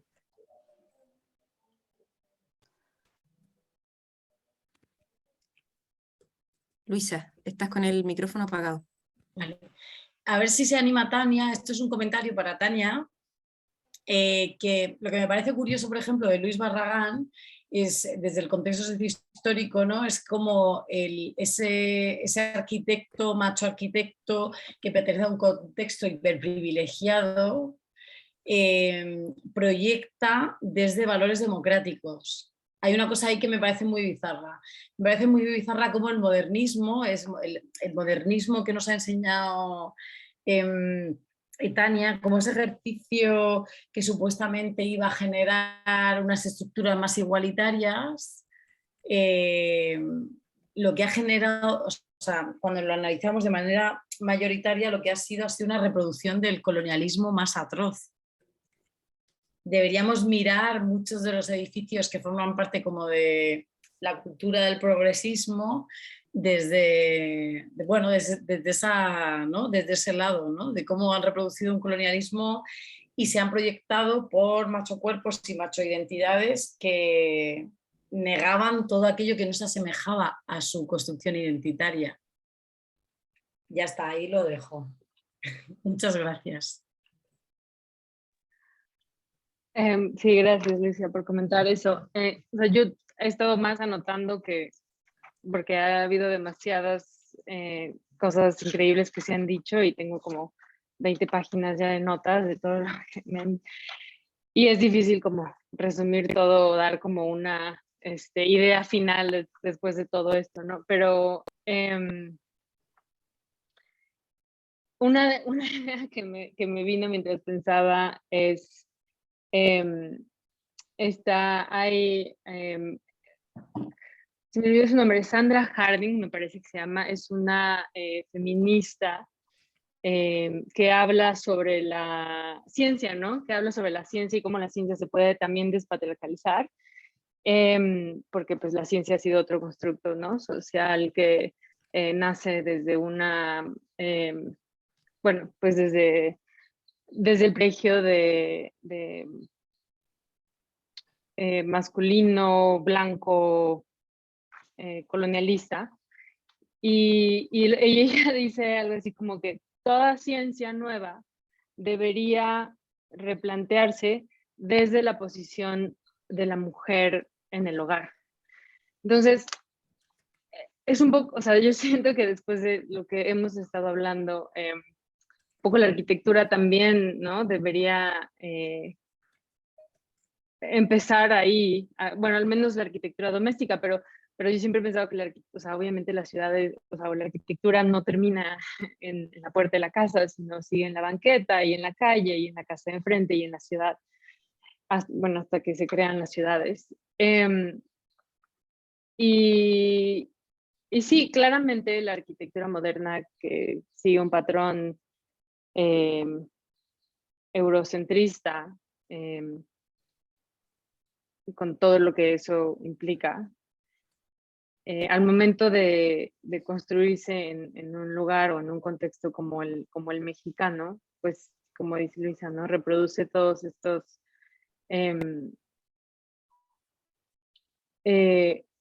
colonialismos que no cuestionan, que simplemente como se integran a un régimen estético que solo se reproduce como estética. Y esto, o sea, y ahorita que muy al principio de las preguntas, cuando, o sea, no hay un cuestionamiento social, ¿no? De cómo se construyen y por qué se construyen. Y al inicio de las preguntas, creo que fue Aranza quien decía, pues, cómo, o sea, hay que pensar a lo mejor en cómo este cambio puede ser introducido, ¿no? Como ciertas arquitecturas más sostenibles, pueden ser como reintroducidas para como empezar a descolonizar nuestra mente sobre las ideas o las estéticas modernas, donde todos los muros de nuestras casas son blancos, ¿no? Si vemos los muros de nuestras casas detrás de nosotros, todos son blancos y ese es como el predeterminado, ¿no? De cómo se tiene que construir. Lo que pensaba es como, ¿cómo podemos hacer eso sin caer en los mismos métodos de producción, ¿no? Que si mi muro es blanco, bueno, ahora es de tierra, pero ¿cómo voy a evitar reproducir el método? O sea, estos como, sí, como formas de producción capitalistas o que siguen la lógica de acumulación de capital para que mi muro en vez de ser blanco sea de lodo, ¿no? O sea, ¿cómo cambio la dinámica de construcción desde un, pues sí, o sea, no desde una estética, sino como de un entendimiento de las estructuras sociales y sí, o sea, que vayan o sea, a partir de una metodología que no vaya en contra de la acumulación de capital, sino de valorar los cuerpos que cuidan más, ¿no? Que los cuerpos arquitectónicos mismos, como decía antes. Muchas gracias, Tania. Aranza está levantando la mano, pero lamentablemente tenemos que cerrar la conversación de hoy. Nos quedan 2 conversaciones más, una a mediados de octubre y otra a mediados de noviembre, así que nos vamos a estar viendo.